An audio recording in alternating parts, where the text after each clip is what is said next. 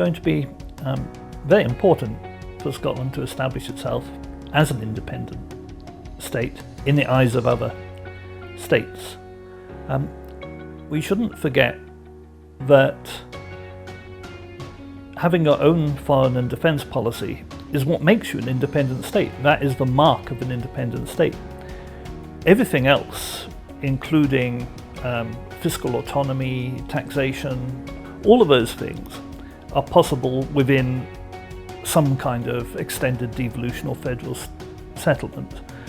Independence is about being able to act with other states as an independent state.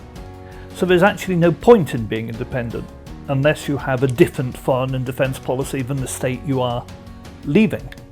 And it's going to be very important for Scotland from the outset to make plain it is not just continuing an extension of British foreign policy.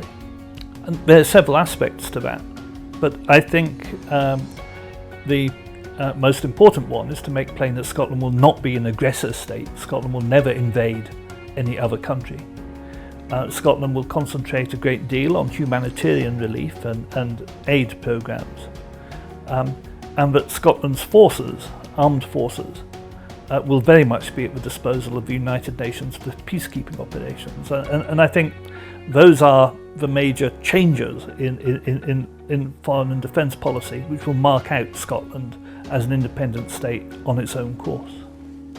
Scotland really does not do enough at all to build on the enormous amount of goodwill that exists for Scotland throughout the world.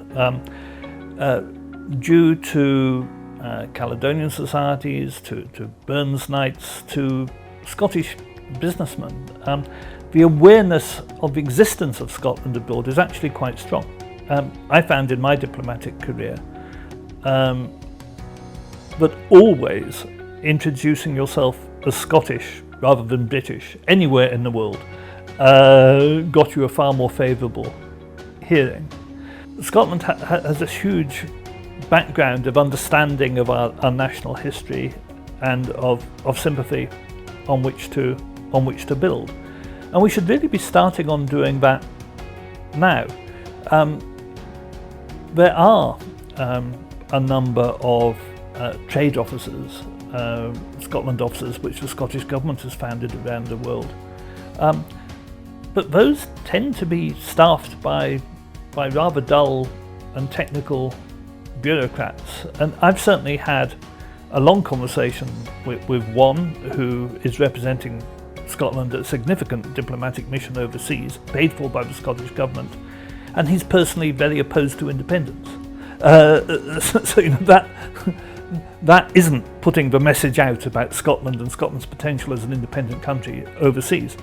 But what Scotland does have is a network of people who have tremendous overseas experience. Scots have always travelled the world, and we have a huge number of former diplomats and former senior businessmen who have all kinds of contacts abroad, who would willingly act as unofficial envoys to go out, if given a mandate to do so by the Scottish Government, to go out and talk to other countries, to their contacts in other countries about our potential independence. And that kind of diplomatic groundwork needs to be done now.